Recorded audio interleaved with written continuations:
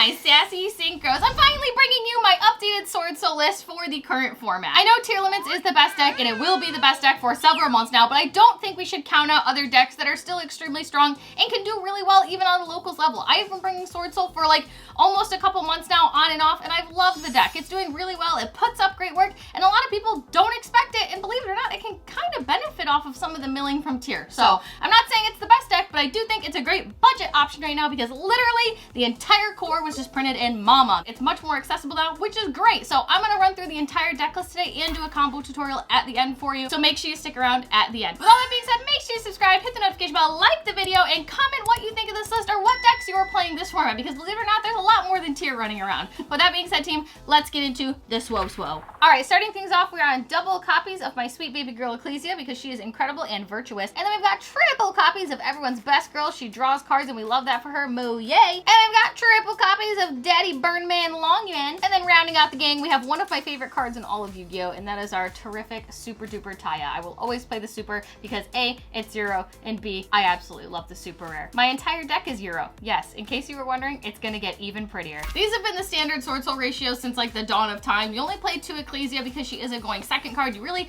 don't like seeing her going first because you can't really do much with her. Yeah. So that and the 2 Taya, I know people might be like, oh, but the milling, you might want to play 3 Taya. Just play 2. You only need 2. It's gonna be okay, I promise. And really quick, what I love about the main Swordsoul engine, not counting Ecclesia because she's not a Swordsoul card and she's just kind of your going second card, none of these can be Bestialed, which is great. I love the attribute play in this deck, so it's a lot of fun. It actually comes in clutch a lot this format. Moving on, and speaking of cards that can't be Bestialed, these ones 100% can, and that is 3 copies of my sweet wormy boy Vishuda, 3 copies of my sweet special summoning from the deck boy, Ashuna, and then rounding out with 2 copies of our sweet little tuner, Edhara. I don't know why I laid those out differently, but roll with it. You might notice there is a small slithering blue snake that is no longer in this list, and that is Shathana. Shathana was really good in other formats because he was basically a free pop with blackout in your monk. However, now with, you know, destruction being kind of bad, you don't really want to be popping your opponent's board, especially in a tier limit heavy format. It's not very strong, and every time I had Shathana, I was just angry because I was either opening it, not being able to use it the way I wanted to, or it was just irrelevant. You just don't get the value off of it. I would rather be playing a more powerful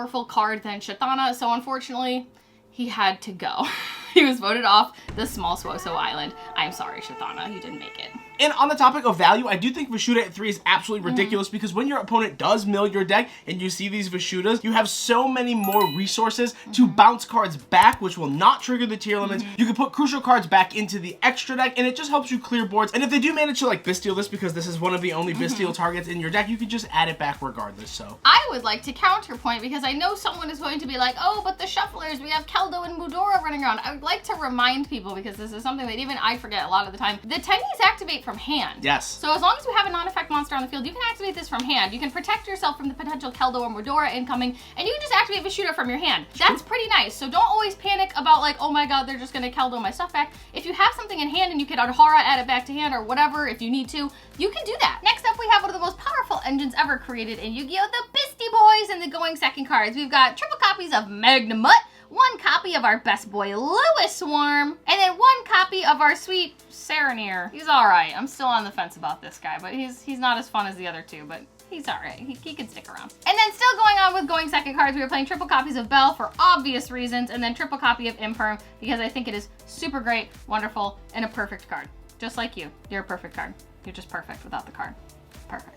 One of the major advantages of Swordsoul is that they can play a lot of hand traps and a lot of interruption. True. I love the fact that Imperm can be played in this deck. I think Imperm is super strong and super unexpected. This could also be droplet, but I just like Imperm in this build. The Bestials are heavy because Bestials do pretty much everything in this format. They're big bodies, they're great, they're wonderful, and they're 6s, which is great because you play a lot of Synchro 10s in this deck, and boy oh boy, that comes in handy. And you can even level modulate with Taya, which is really nice. Also, I don't really feel like I need to explain Belle. Belle's just great. And it stops the shufflers as well. Yeah, and also stops Bestials.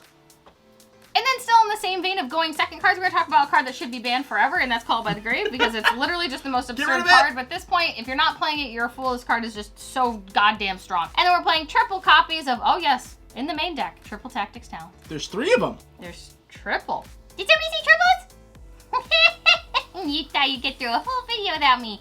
Oh, suckers. Oh, I'm going to talent you. You're talented. Talents is an interesting one in this deck. I was playing it like on and off to see if I liked with it or without it, and over the course of several weeks to a month, I realized that Talents is really good because I am an extremely unlucky person, and I lose the die roll all the time, and I'm sick of it. So I guess this is a personal preference thing, but when you're going second with this deck, your opponent is 100% interacting with you because we are in an interactive format where Tier Elements is doing something. There's a Hoffness, a Rugal, you name it. Even going first, they're interacting. Oh my, yeah, there's nothing you can't do. So Talents is extremely powerful. People play it in the tier mirror. Like, I think Talents has a lot of potential this format, and in this deck it can definitely capitalize. You can take monsters, you can draw more, you can rip cards. I just think Talents has a lot of value in this deck in particular. Not only that, but what's really cool is it is also now a budget card because it was also reprinted in Mama. Shout out to Mama. Mama and Moye, my two favorite things. And Brian. Aww. Mama, Moye, and Bright Guy. And then rounding out the deck, we have just kind of like the everything else, which is like engine plus like pseudo engine. I think Desires is basically a Swordsoul engine card at this point because it just makes Chen Ying go burr and allows you to OTK really quickly, draws into your engine and extenders. We have triple copies of Emergence because it's Emergence. We are playing the one copy of the Reborn Sacred Summit and then one copy of Blackout. I'm going to be honest really quick. I think Summit is more powerful than Blackout because in a tier format, you're really not trying to black out a whole lot because, well, it destroys, and destroying is inherently really bad this format. I think it's really crucial to still play the Blackout because if it does get milled, you can banish it off of your tie, and it's an additional extender that your opponent gave to you. So it's absolutely, a gift. yeah. And not everyone is playing tier, believe it or not. There are people not playing tier, so like it is just a very good card to be playing. But I do think if you are playing against tier, you always search Summit off of Yugioh. 100,000%. You want to put as many big synchro bodies on the board as possible. So if you can capitalize on that, 100% grab Summit. You do not need Blackout. Always grab Summit. And that's the main deck. It's a mess, but it's beautiful. All right, cutie patooties, it's time to get the extra deck. We're playing double copies of Monk. No, not 3, just 2. We kind of are in a tight extra deck here, so we're doing what we can. 1 Shaman, obviously. This is all really standard in this deck. Shaman is one of the most powerful dope Link 2s ever. And then we're playing a copy of Dark because, well, that's the format. So these are the links. This is a synchro deck. I don't know what you expected. Having Bystials yourself and having Vishudas, making Dark and then taking your opponent's Magnema so you can trigger the Magnema and then search on your end phase off your opponent's card, it's just too good to not play. Yeah, like this is just generating you so much advantage. I absolutely advise you play Dark. Dark is just like so freaking cool. And I love Shaman. She's just such a neat card. They're just neat. This deck's just neat. Play it. And then we're gonna go right into the synchro package of the 7s and 8s really quick. We have 1 copy of Yugioh. He's pretty great. Love him. Double copies of Baxia. I'm kind of on the fence with 2 copies of Baxia. Baxia is really strong in like 99% of matchups. In tier, it's kind of weird because of the field spell, so kind of gotta play mind games with Baxia, but I still think it's incredibly strong, and having 2 is just great in a grind game. Crimson Blader is a really neat one. I love this card because if you can resolve this in a grind with tier, kind of sucks for them. Yeah, this card's really, really sucky to play against. And then obviously we are on double copies of Yugioh. He's always been at 2. He's just a phenomenal card. Negate on field,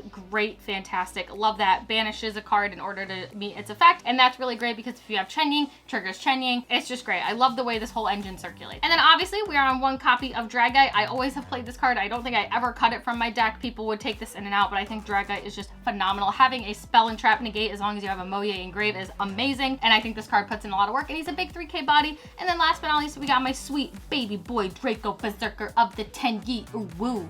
Love him. Let's talk about him. I think Draco Berserker was one of the cards I was really trying to end on going first if my hand was extremely strong, because Draco Berserker has this cool little effect where a monster effect activates, you banish it. Just banish the card. Bye. You want to activate a tier card? Bye. You're getting no value off that. That's crazy. It doesn't matter where it's activating. Bye. Halfness? Bye. Shiner Engrave? Bye. Basically like a Bystial on field. Yeah, he's so cool. Like, I love him. I think Draco Berserker is so neat this format, and then like being able to beat over something, gain the attack, and attack again is so strong, especially because tier sets up like a wall of big monsters. Being able to gain and continue to get over everything and not being able to trigger the tiers because you're destroying them by battle, I think is super neat. So I think he has really great utility, and I'm always trying to end on him or Dragai if I have the flexibility, but I'm always going for this guy if it's tier limit. Love him. And then we have my 2 favorite boys in the entire extra deck. We've got Swordsoul Sinister Sovereign Qi Xing Long Yuan, and then Swordsoul Supreme Sovereign Chen Ying. Say those both 5 times fast together. I'm not gonna, because I can't, but I believe you can. These are my 2 personal favorite cards in the extra deck because they rely on banishing effects, which is extremely strong in the tier limit matchup because it forces them to lose resources if they do not play correctly. Yes. 1 is great going first, 1 is great going second. Both of them are very big chunky boys that are hard to deal with, and I love that about this deck.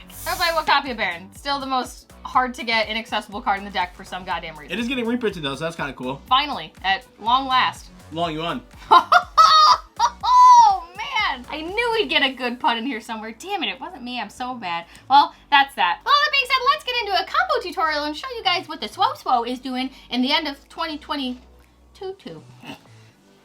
Sure. I don't know where I was going with that one, team. All right. Anyway, woo! All right, team, welcome to the combo section and tutorial. This is super weird because I am on the opposite side today because it is my deck. But for those of you who don't know, we always do a random 5-card test hand to show the realistic combo and ceiling of every single deck that we build to show you the realistic expectations you should have instead of some arbitrary combo that is like 3 cards specifically. So with that being said, we're going to shuffle on up, cut the deck, and I'm going to show you what the Swordsoul can do here in this beautiful month of December 2022. I'm sorry, team. I'm all the way off to the side. I'm just going to do a couple of these.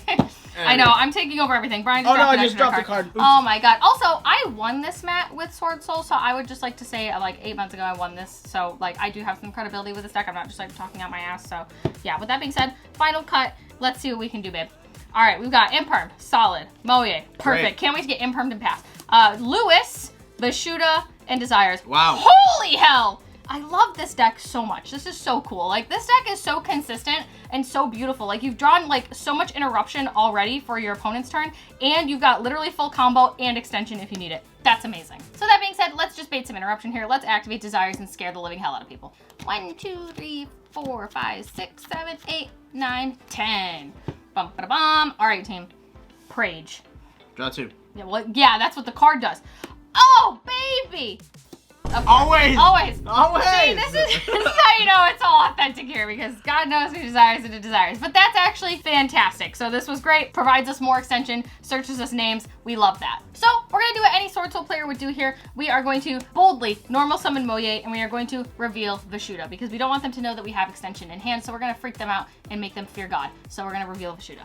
Bam, look at that. Oh my god, it's bottoms. Oh my god, it's bottoms! All right, bottoms is here. We're not really going to play around Nib because Nib doesn't really exist anymore. So we're not going to do the whole, oh, we got to play before 5 summons. We're just going to play. Up, it's me, by the way. Oh, I love you, bottoms. We got to put your Christmas hat on, bud. Bye. Man, they're really getting it all in this combo. Okay, so that being said, we're going to sync our Shokin real quick into the Daddy Grandmaster himself, Yugioh. We're going to activate Yugioh's Chainlink 1, Moye Chainlink 2 to draw. Oh my god, we drew Taya. Holy lord, this deck is fun. And we're going to search off Yugioh. And we are going to grab our Sacred Summit. By the grace of God, we did not banish it. Always check your banishes, team. Don't be ignorant like me and just play the gamble. Always check your cards. And so with that being said, we've got 57,000 cards going on in hand, but this is great. So now we are going to activate Emergence. We're going to search Daddy Longyuan real quick. Add him to hand. Dude, there are like 3 types of players. I'm and sorry, then I'm Logan. sorry. Holy I'm crap, the worst. Dude. I'm sorry. Literally having an I'm aneurysm sorry. looking at this pile of This game, cards. Yugioh just doesn't give you enough room for anything anymore. We need bigger play mats, all right? Okay, so that being said, we're doing great. We are going to activate Longyuan. We're going to pitch Taya because we do have the Reborn, so we're going to Reborn the Taya off of that to make another Synchro 8, which is fantastic. We are going to summon Longyuan, and we are going to get our token. We're going to summon our token, and then we are going to Synchro for 10 and do some burn damage, baby. Personally, going first, I am always going to make Sovereign Qixing Longyuan. I'm going to summon into this zone because I just have been perpetually afraid of Anima forever for like no reason, so he's just going to go over there. It's just a safe zone. Longyuan effect, burn. Ow! And then we are going to activate our Sacred Summit, targeting Taya, which they can't Bestial because he's a wind, baby. Woo!